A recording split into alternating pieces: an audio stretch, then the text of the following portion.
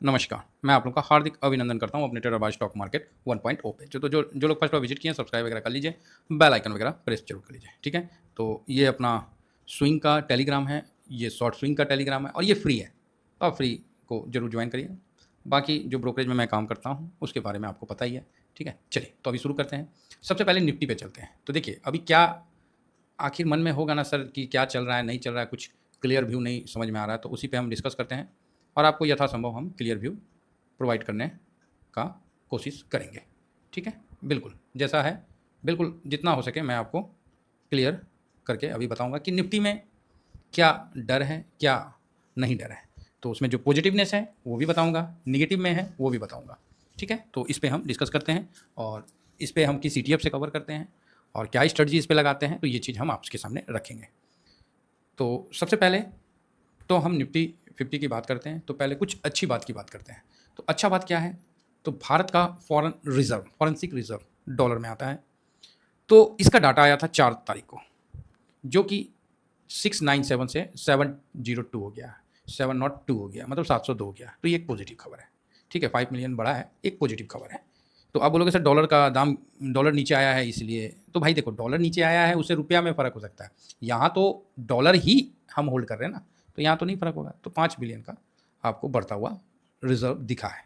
तो 702 ये पहले था, वहाँ से गिर के नीचे आया था। तो जो चार्ट के माध्यम से देखिए, चार्ट का महत्व क्या है, वो इस जगह सामने निकल के आता है कि आप यहाँ देख सकते हैं। तो लाइफ टाइम हाई बोलिए तो भी गलत नहीं होगा। तो 705 के आसपास था, अभी 702 आया। तो अभी भी लाइफ टाइम हाई से थोड़ा-सा कम है, तो क्रॉस हो जाएगा, ऐसा नहीं है कि नहीं क्रॉस होगा, हो जाएगा। 702 है तो 705 कोई ज़्यादा नहीं है, 3 बिलियन का रह गया। तो ये डॉलर का रिज़र्व है। तो भारत कहीं न कहीं बहुत मजबूत स्थिति में आज के टाइम में है और मार्केट उस हिसाब से देखिएगा, तो जब 702 था या 705 था, वो टाइम कब का था? तो आप देख के समझ जाइएगा, वो टाइम 27 सितंबर का था। तो उस समय मार्केट टॉप बनाया था 26,277 समथिंग इसी के आसपास था, है ना? तो ये 27 सितंबर को आप निफ्टी का हाई देख सकते हैं कि उसी समय निफ्टी ने भी हाई बनाया था। तो उस समय अभी तो 702 हो गया, लेकिन निफ्टी ने हाई नहीं बनाया, अर्थात समझ रहे हैं? हाँ, जो आप समझ रहे हैं वही मेरा कहने का मतलब है कि कुशन तो है। आप बोलिएगा नहीं समझ में आया। अब नहीं समझ में आया तो प्रभु समझा रहे हैं, समझिए बात को। 1 साल का डाटा देखिए, 27 सितंबर का देखिए 26 सितंबर और यहाँ पर ही 27 सितंबर। 27 सितंबर को निफ्टी 26,277 के आसपास गया था। वो गलत इसमें इसमें उतना नहीं दिखता है, इसमें मोटा-मोटी दिख रहा है, इसीलिए मैं बता रहा हूँ। 27 सितंबर 2024 को 26,200 दिख रहा है, लेकिन 277 का हाई बनाया था। तो ये तो क्लियर हो गया, इतना डॉलर रिज़र्व करने के बाद निफ्टी ने वहाँ हाई बनाया था। उसके बाद गिरावट भी आया डॉलर इंडेक्स में, अपना फॉरेंसिक रिज़र्व में कमी भी आया, जो कि 620 के आसपास समथिंग कुछ आया था। तो लो देख लीजिए, तो ये 624 के पास आया था। पूरे मतलब हंगामा हो गया था कि ओ भाई साहब, एफआईएस ने इतना बेचा है। तो अब आप ये तो समझ गए कि एफआईएस ने जितना भी बेचा, 3 लाख करोड़ बेचा, जो भी बेचा, तो यहाँ तो भाई साहब इतना तो बन चुका है और निफ्टी अभी भी हाई नहीं मारा है, अर्थात यहाँ कुशन है। कुशन इन द सेंस ये ऊपर अगर जाएगा, जिस तरह भारत का फॉरेंसिक रिजर्व बढ़ रहा है डॉलर का, तो ये ऊपर जाएगा तो निफ्टी फिर तेज़ी से ऊपर जाएगा। तो ये एक पॉजिटिव खबर है। इसका आप एक्शन 1 दिन में देखिएगा, 2 दिन में देखिएगा, ऐसा नहीं है। मतलब ये एक पॉजिटिव खबर है, तो ये आपको मतलब अच्छा दिखेगा, ठीक है? तो इसको ये मजबूत खबर है, मजबूत न्यूज़ है, मजबूत डाटा है, तो ये एक अच्छी बात है। कमज़ोर जब हुआ था तो इसी समय बॉटम भी बन गया था, है ना? 17 जनवरी के आसपास देख लीजिए निफ्टी का, तो आपको एक अंदाज़ लग जाएगा कि मैं क्या कहना चाह रहा हूँ। 17 जनवरी, तो ये जनवरी हो गया 8 तारीख, 27 जनवरी। तो 17 जनवरी को भी मोटा-मोटी निफ्टी अच्छा खासा 23,200 के पास दिख रहा है। मतलब 23,000 के पास आपको दिख रहा है। फिर वहाँ से नीचे भी गया, 22,000 तक गया, फिर 21,000 तक गया, 21,800 तक गया, 750 तक गया। तो मतलब वहाँ पर ही आपको दिख रहा था। उसमें फिर मजबूती आने लगा, फिर भी ये गिर रहा था, फिर बाद में मजबूत हुआ। तो यहाँ ये मजबूती आपको ये तो क्लियर है कि निफ्टी अभी जब पलटेगा, तो बढ़िया मतलब रिटर्न देने का बनता है। तो यहाँ हम इसको इस माध्यम से भी पॉजिटिव मानते हैं। दूसरा माध्यम क्या है पॉजिटिव मानने का? तो दूसरा माध्यम है सर जो एफआईएस का डाटा है ना? वो उस पे भी हम बुलिश हैं। तो आप बोलोगे अच्छा एफआईएस का डाटा क्या है? तो ये देखिए मैं आपको दिखला रहा हूँ। ये यहाँ हाँ, एफआईएस आज के डेट में 28.62 है। तो ये कम है। बहुत बेचेंगे तो 20% और बेचेंगे। सपोज़ करिए कि फ्यूचर में 20% एफआईएस और बेच दिए, ठीक है? मान लीजिए कुछ बहुत ज़्यादा, तो कितना गिर सकता है? कितना गिर सकता है? तो हार्डली 24,800, ये मतलब एक बहुत ज़्यादा पैनिक होने के बाद इतना गिर सकता है। 24,800 बहुत तगड़ा यहाँ सपोर्ट है ना? तो इससे ज़्यादा उम्मीद नहीं है। अगर कुछ ऐसा ही हो गया जो आज तक नहीं हुआ है तब तो एक अलग बात है, अदरवाइज ठीक है ना। एफ तो आप बोलोगे सर तो फिर एफ खरीद क्यों नहीं रहे? कमज़ोर डॉलर के कारण वो नहीं खरीद रहे, ठीक है। जब उनका डॉलर कमज़ोर है तो रुपया मजबूत है। तो अभी मान लीजिए आप अगर 2 महीना पहले डॉलर में इन्वेस्ट किए होते हैं तो डॉलर 105 106 चल रहा था, आज तो नीचे आ गया तो आपका पैसा टूट गया, तो आप बोलोगे हाँ टूट गया। उसी तरह उस समय तो डॉलर मजबूत था, तो आप बोलोगे हाँ रुपया कमज़ोर था, आज रुपया मजबूत है डॉलर कमज़ोर है। अगर एफ कमज़ोर डॉलर लेके है ना, रुपया मजबूत है तो यहाँ इन्वेस्ट करते हैं, तो कल होकर डॉलर इनका 105 चला जाएगा, तो यहाँ तो ऐसे ही पिट गए ना 10%। आप ही बताओ 96 पे चल रहा है, 10% यहीं पिट गए, तो ये नुकसान वाला सौदा है। यहाँ हम लोग के लिए फ़ायदा है कि अगर हम यूएस मार्केट में इन्वेस्ट करते हैं और उनका मार्केट 3-4% 5% 10% भी करेक्ट हो गया और डॉलर इंडेक्स 105 चला गया, तो ऑटोमेटिक है कि हम लोग का इन्वेस्टमेंट बढ़ जाएगा, है ना, क्योंकि हम लोग का इन्वेस्टर डॉलर में है, तो डॉलर मजबूत हुआ तो हम लोग का भी इन्वेस्टमेंट मजबूत होगा।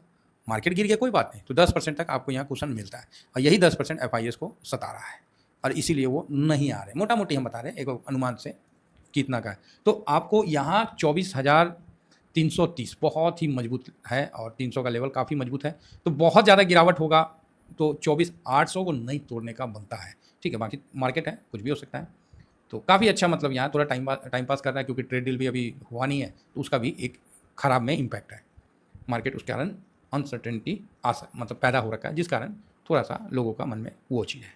तो ये भी एक आप खराब पॉइंट में समझ सकते हैं कि हम लोग का पहले दिन से ट्रेड डील पे बात हो रहा है, मोदी साहब से लेकर पीएस गोयल साहब से लेकर हर कोई वहाँ पर ही अपना डील फाइनल करने का चक्कर में है। और अच्छी बात यह है कि हमारी सरकार अपने नीतियों पे काम कर रही है और हम भी इतने आसानी से नहीं मान रहे हैं और अमेरिका को पसीना छूट रखा है, ठीक है। तो ये कारण है, तो क्लियर है। तो अभी आप बोलोगे सर अभी भागने का कारण, देखिए फॉरेन रिजर्व हम लोग का बढ़ा है, ये पॉजिटिव बात है। एफ का डाटा कम है फ्यूचर में, ये भी पॉजिटिव बात है। निगेटिव बात में क्या है कि डॉलर कमज़ोर है, एफ थोड़ा लेट करके आएंगे, है ना, आना तो है, कहाँ जाएंगे। दूसरा बात कि अभी हम लोग का ट्रेड डील फाइनल नहीं हुआ है, तो उसको लेकर थोड़ा सा मार्केट में अनसर्टेनिटी का माहौल है। तो ये चीज़ में ऐसे में बाकी अब जो है रिज़ल्ट शुरू हो चुका है, रिज़ल्ट में टाटा मोटर्स ने उतना अच्छा नहीं दिया, तो उसी तरह हर स्टॉक का रिज़ल्ट का भी बहुत इंपॉर्टेंट रखता है। तो खासकर निफ्टी 50 वाले स्टॉक का काफ़ी मजबूत देखना पड़ेगा। एक इन सब के बीच में अच्छी बात ये भी है कि दुनिया का सबसे बड़ा जो एएमसी है ब्लैक रॉक का, वो भी भारत में आया है, क्योंकि आना पड़ेगा ना, और फाइनेंस जियो के साथ मिलकर अपना सेटअप तैयार कर रहा है। आने वाले समय में उनका भी ETF आपको मार्केट में देखने को मिल जाएगा। तो इस प्रकार का काफ़ी सारी खबरें और चल रहा है। इस बीच में हम इन्वेस्टर का काम है कि हम समय पे प्रॉफिट बुक करते रहें और धीमा धीमा आगे बढ़ते रहें।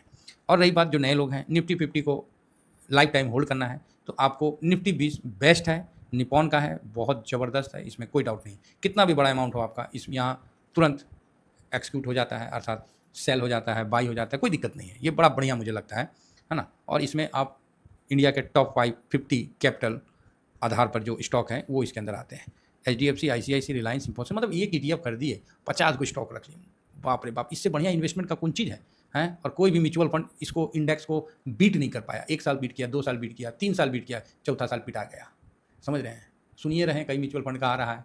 अभी ना क्या था जी, जेना वाला जो था US का कंपनी, वो भी उसमें भी घपला आया 4,800 करोड़ का, पता ही है। तो म्यूचुअल फंड का CEO कितना दिन ईमानदार रहता है, उसका भी तो ज़मीन डोल जाता है। तो बात तो सही है भाई, 50 स्टॉक आपको अच्छा खरीद के देगा, 51 में उसका काम हो जाएगा, किसी को शक भी नहीं होगा। तो ये सब कई चीज़ होती है, समझ रहे हैं। इसीलिए आपका पोर्टफोलियो है, आप खुद ही मैनेज करिए और खुद ही अपना पोर्टफोलियो का आप CEO हैं। तो मेरे हिसाब से हर आदमी को इतनी तो होनी चाहिए कि आपका पैसा दूसरा क्यों अच्छा से मैनेज करेगा, और जब मैनेज ही करेगा तो वो परसेंटेज क्यों नहीं खाएगा। तो अगर कोई खाता है तो वो गलत नहीं है। बाकी आपको ETF में इन्वेस्टमेंट करना है तो ये सबसे अच्छा चैनल है।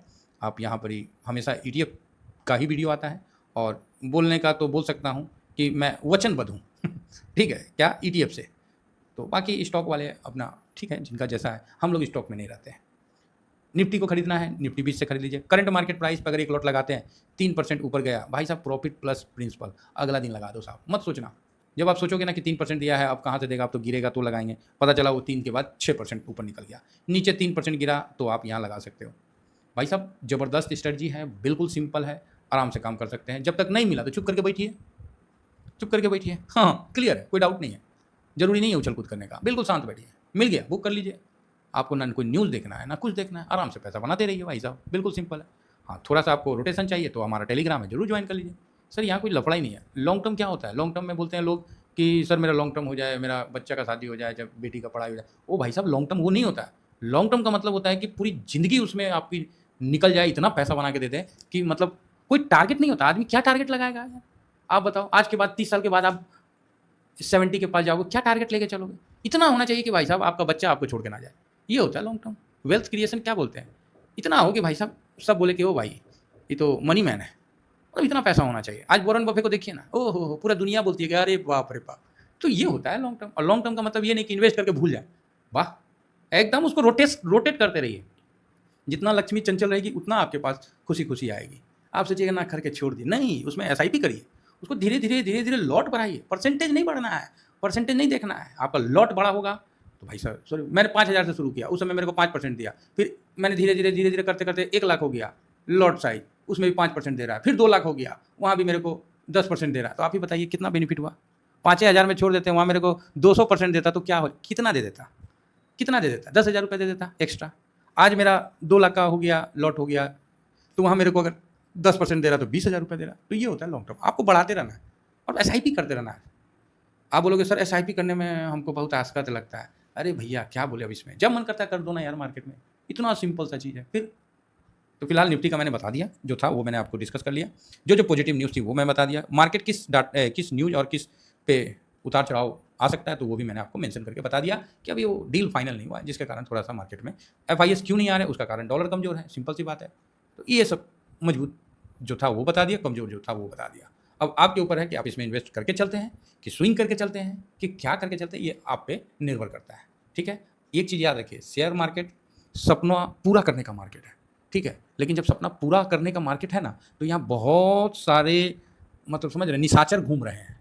अब यू नो निशाचर, व्हाट इज द निशाचर? भाई साहब निशाचर होते हैं जो आपका बराबर ठोक के नुकसान करेंगे, बच के रहिएगा। ठीक है, थैंक यू वेरी मच, जय हिंद जय भारत।